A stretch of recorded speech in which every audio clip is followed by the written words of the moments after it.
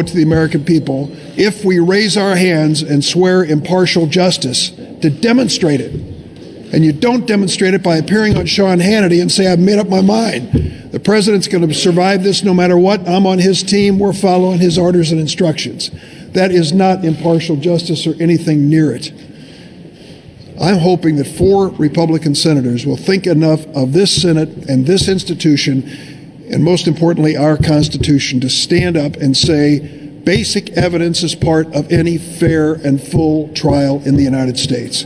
We need to have evidence brought before us, not only for the Senate, but for the American people and for the debt we owe to future generations. Senator Murray. Good job. Well, thank you. Over the last few months, while Leader McConnell has wasted time blocking nearly 400 bills the House has sent to us to help keep our communities safe from gun violence or address the climate crisis or lower health care costs, the House has followed its constitutional duty to get to the bottom of President Trump and his associates' action regarding Ukraine. The House conducted a careful and thorough investigation. It gathered an enormous amount of evidence, and the gravity of the resulting charges against the president are very serious.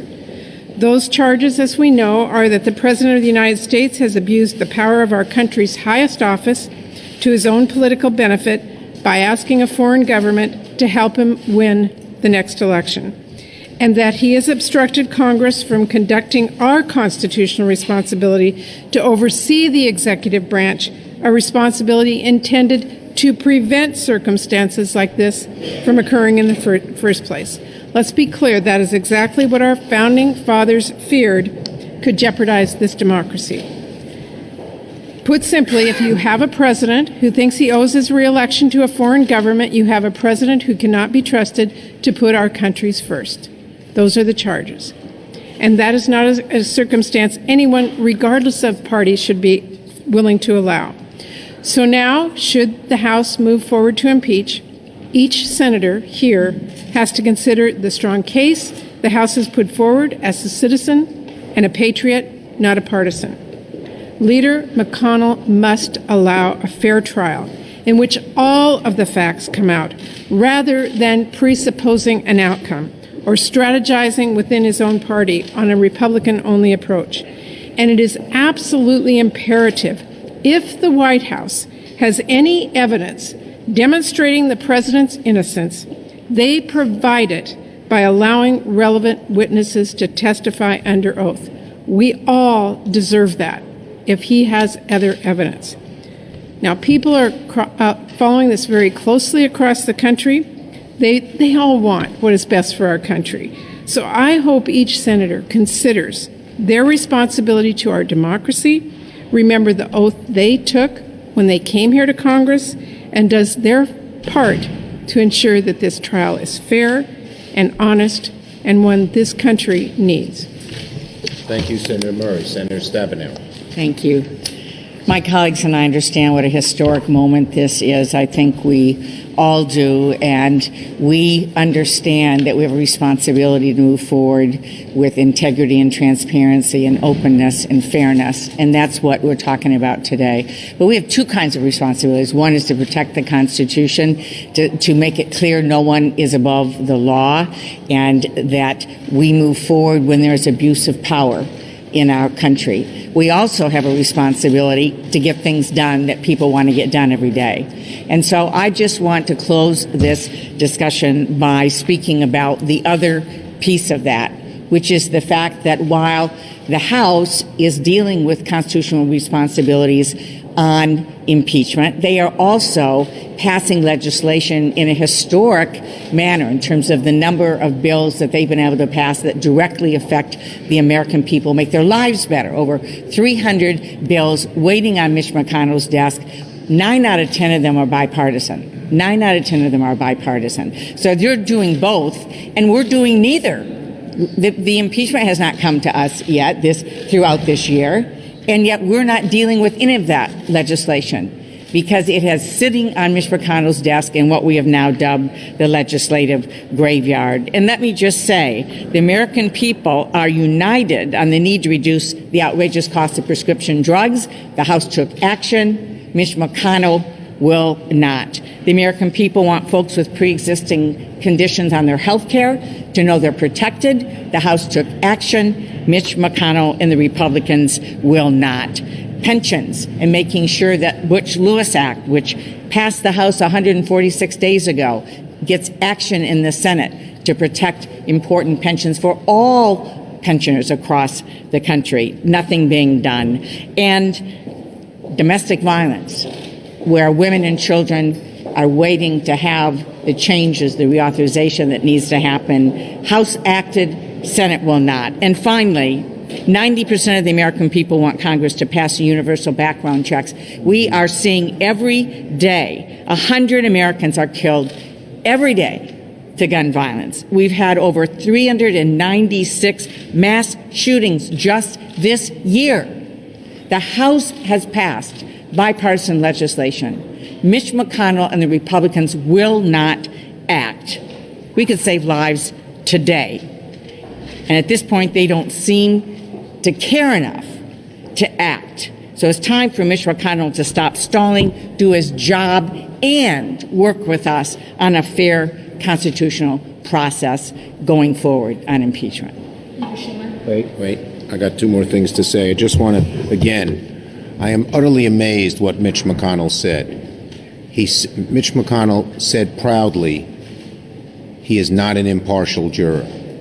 Do the American people want Mitch McConnell not to be an impartial juror in this situation? And I would ask every one of my Republican Senate colleagues, are you impartial jurors, or are you like Mitch McConnell, proud not to be one?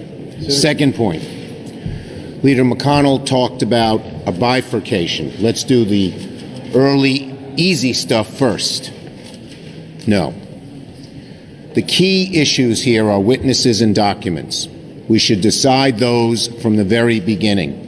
In fact, many in my caucus have already voiced a fear that Mitch McConnell would just set up how many hours each side has to discuss things and then shut things down before we got witnesses.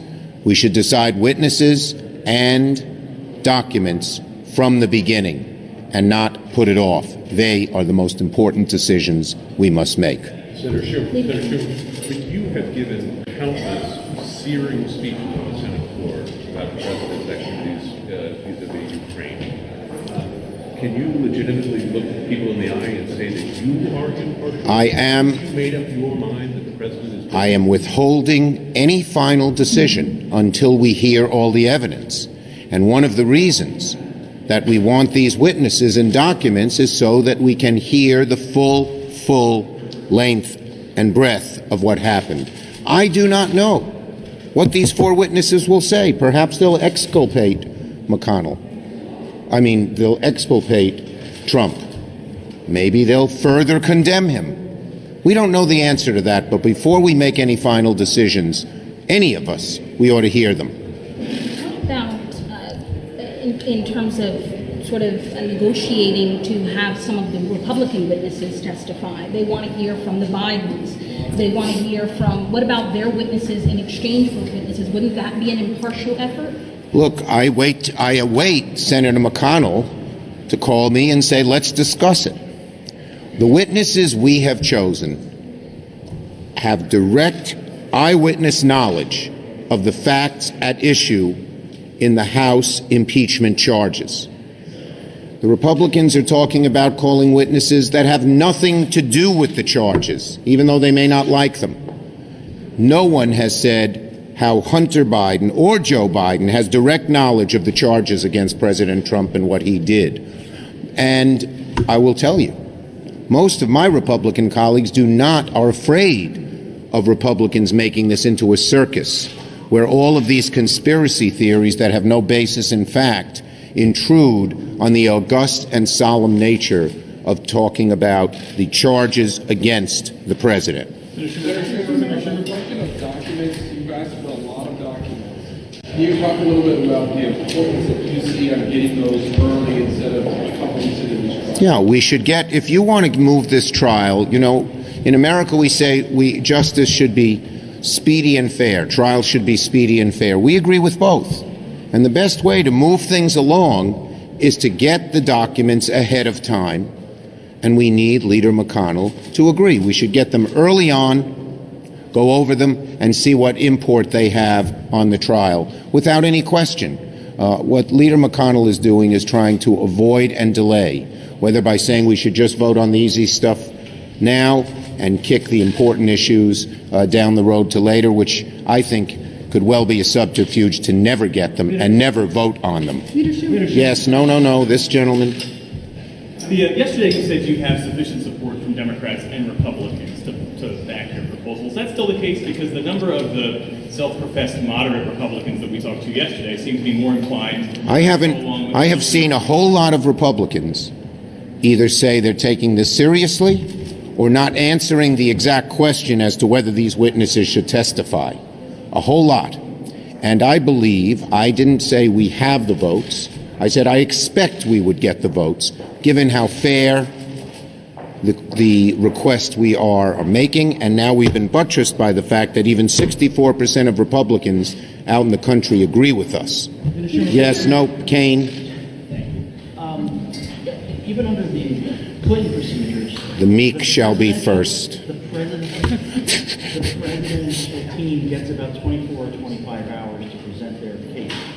Are you concerned at all that they're going to use that case to present Rudy Giuliani's? Look, they can present what they want to, but I think if they go try to come up with all of these extraneous, often conspiratorial theories that have no basis in fact, they will lose in the eyes of the American people. And I don't think most Republicans, even in the Senate, want to see that done.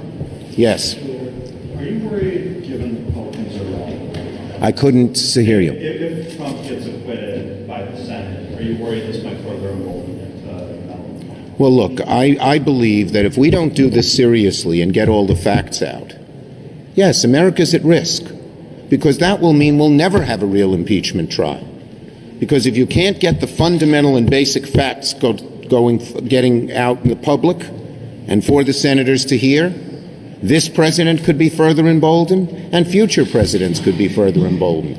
The founding fathers had impeachment as one of the most solemn, serious, and important checks on a president who overreaches. If the president can just abnegate any serious trial by withholding facts, withholding witnesses, withholding documents, the country has future trouble. Thank you, everybody.